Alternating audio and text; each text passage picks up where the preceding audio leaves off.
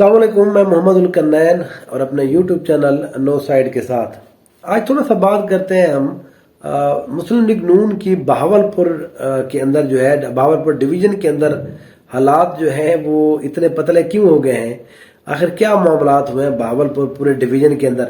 دو تین بنیادی جو وجوہات ہیں جو مجھے نظر آئی ہیں ان کے اوپر تھوڑا ڈسکس کر لیتے ہیں۔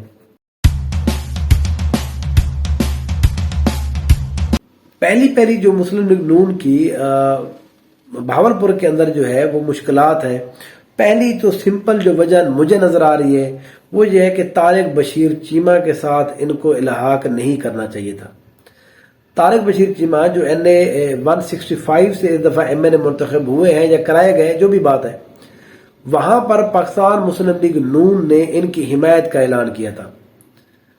دیکھیں طارق بشیر چیمہ جو ہے ان کی ریپوٹیشن اب بہاولپور کے اندر بالکل ہی زیرو ہو چکی ہے۔ دو تین وجوہات ہیں اس کی۔ پہلی بات تو یہ ہے کہ جس طرح سے وہ کاف لیگ کو استعمال کیا انہوں نے اپنے ذاتی مقاصد کے لیے، پرویز الہی صاحب کے ساتھ تھے ان کو چھوڑ گئے، عمران خان صاحب کے ساتھ تھے ان کو چھوڑ گئے، اب جو ہے وہ شجاعت حسین کے ساتھ چلے گئے ہیں۔ تو یہاں پر کاف لیگ کا کوئی ووٹ چھوٹ بینک نہیں ہے، لیکن مسلم لیگ نون نے یہاں پر ان کی حمایت کر کے ان کو ایک سہارا دینے کی کوشش کی ہے۔ اب اسی سہارے نے ان کا اپنا بڑا نقصان کیا ہے، کیونکہ طارق بشیر چیمہ جو ہے وہ یہاں پر آج سے 1.5 سال پہلے ایک سکینڈل آیا تھا بہاولپور یونیورسٹی، اسلامیہ یونیورسٹی بہاولپور کے اندر، تو اس میں ولی داد چیمہ کا جو ہے وہ ڈائریکٹ نام آتا رہا ہے۔ ولی داد چیمہ جو ہے وہ طارق بشیر چیمہ صاحب کے صاحبزادے ہیں، ان کے حوالے سے بہاولپور کے اندر بڑی ریزرویشن پائی جاتی تھی۔ اچھا وہ معاملہ کیا تھا اس کے اوپر کیونکہ ویڈیو میں نے آپ کو پہلے بھی بتایا ہے، میں دو طرح کی جو ایشوز ہوتے ہیں ان سے میں دور رہتا ہوں، اپنے آپ کو جب کوشش کرتا ہوں دور رکھوں۔ دو معاملے ہیں، ایک جو اس طرح کا فیمیل یا اس طرح کے سکینڈلز کے حوالے سے بات ہوتی ہے پہلے ان معاملے سے، دوسری جو سب سے اہم معاملہ ہوتا ہے وہ مذہب کے حوالے سے۔ میں کوشش کرتا ہوں کہ اس حوالے سے کوئی بات نہ کروں، حالانکہ سوشل میڈیا کے اوپر اس کی جو ہے وہ ریٹنگ بڑی جو ان طرح کی بات کرتے ہیں، میں بارہ اپنا ایک نظریہ ہے، کیونکہ یہ دونوں وہ معاملات ہیں جو آپ کو دکھائی دیتے ہیں وہ ایکچولی ہوتے نہیں ہیں، جو ایکچوئل بات ہوتی ہے وہ آپ کو بتائی نہیں جاتی۔ تو جب ہم اگر کوئی انویسٹیگیٹ کر کے کوئی بات بتاتے بھی ہیں، اگر کوشش بھی کریں تو وہ بھی بہرحال پھر جو ہے وہ اس کا فائدہ نہیں رہتا۔ تو اس لیے میں نے اپنے اوپر بہرحال ایک پابندی لگائی ہوئی ہے کہ ہم ان دو چیزوں کو کبھی بھی نہیں چھیڑیں گے، چاہے اسی کی بنیاد کے اوپر ملک ٹوٹ جائے، وہ اتنی بڑی خبر بھی آ جائے تو کم سے کم اس کے اوپر اصولی موقف ہے، کیونکہ اس کے پیچھے بہت بڑی سٹوریاں ہوتی ہیں، اس کے پیچھے ایک بہت بڑی فلم چل رہی ہے۔ تو ہمارا انالیسس جو ہے وہ چیزوں کے اوپر ہوتا ہے، وہ پیچھے سٹوری جو ہے وہ پھر ہم انالیسس بھی ٹھیک نہیں رہتا، جن لوگوں کو ہم چیزیں بتا رہے ہوتے ہیں وہ بھی ٹھیک نہیں رہتی۔ تو اسی طرح سے یہ بھی معاملہ تھا، اس کے اوپر بھی میں نے بات نہیں کی۔ اب تھوڑا سا صرف اس کا لنک تھوڑی بات بتا دیتا ہوں۔ وہ ایک جنسی سکینڈل آیا تھا جس کے اوپر نام گیا تھا ولی داد چیمہ کا، وہ پھر معاملہ ٹھپ ہو گیا، اس لیے ہم اس طرح کی باتوں کو چھیڑتے نہیں ہیں۔ وہ معاملے جو ہیں وہ ہفتے دو ہفتے کے بعد ٹھپ ہو جاتے ہیں، وہ ٹھپ کرا دیے جاتے ہیں، ہو جاتے ہیں، اصل بات اور ہوتی ہے، اوریجنل ہوتی ہے نہیں ہوتی، یہ معاملہ ٹھیک ہے۔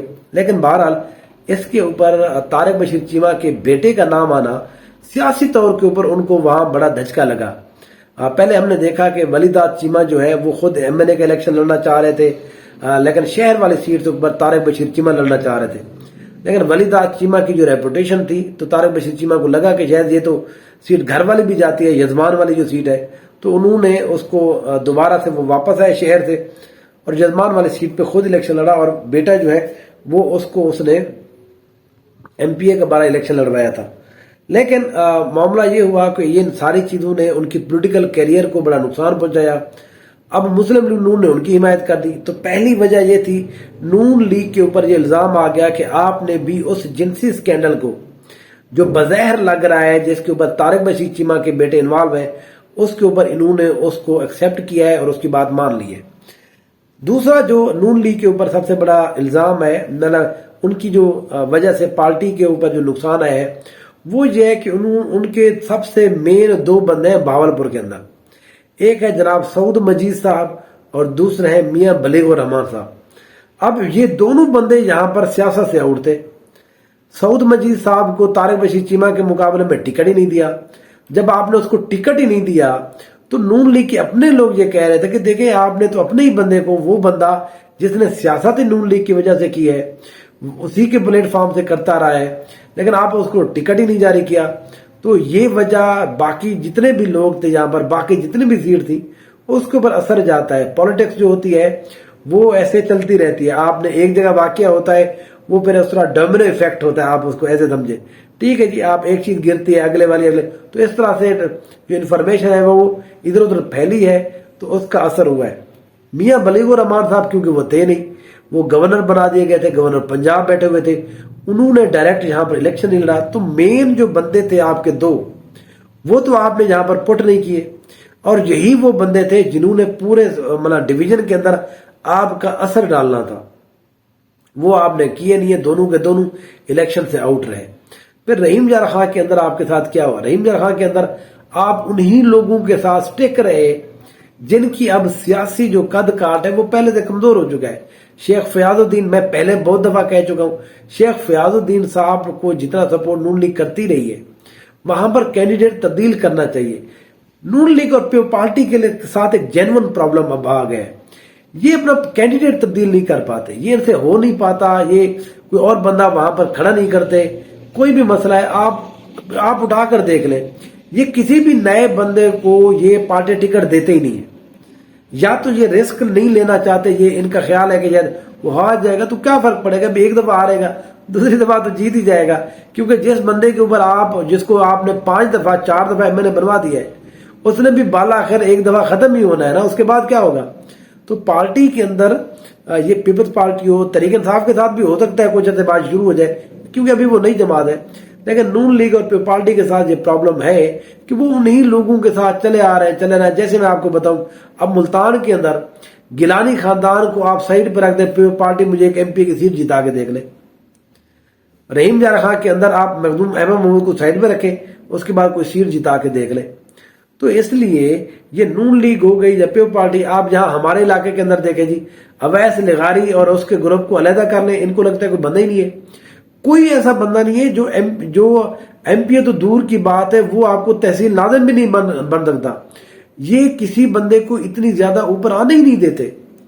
اور یہی معاملہ نون لیگ کے ساتھ, اب کیونکہ نون لیگ کے جتنے بھی لوگ ہیں ان کا سیاسی جو ایج ہے وہ پوری, وہ ان کی ایکسپائری ڈیٹ اب پہنچ چکی ہے. اب کسی جگہ کے اوپر لوگ ایکسپائر ہو چکے ہیں سیاسی طور کے اوپر, کسی جگہ آگے اس دفعہ نہیں, اگلے الیکشن کے اندر.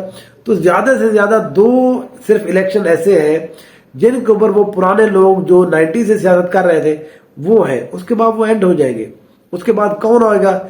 وہ اپنے یا تو بیٹوں کو آگے لا رہے ہیں یا تو اپنے کسی کزن شزن کو کوئی بھی نہیں لاتا. ہمارے یہاں یہ بھی ایک پرابلم ہے, وہ کزن شزن بھی ان کو لگتا ہے یہ ایک اور نسل سٹارٹ ہو جائے گی, وہ کسی طرح سے بیٹا بیٹی بہو بہن اس کو بہرحال وہ آگے کر دیتے ہیں. لیکن مسئلہ یہ ہے کہ عوام کو تو پتا ہے نا, عوام کو تو پتا ہے کہ وہ ایک ہی فیملی ہے, وہی ایک بات آ رہی ہے. تو نون لیگ کے ساتھ باولپور کے اندر جو ہے وہ ہر جگہ کے اوپر ان کے ساتھ وہی مسئلہ رہا, وہ ابھی تک پرانے لوگوں کے ساتھ سٹک ہے.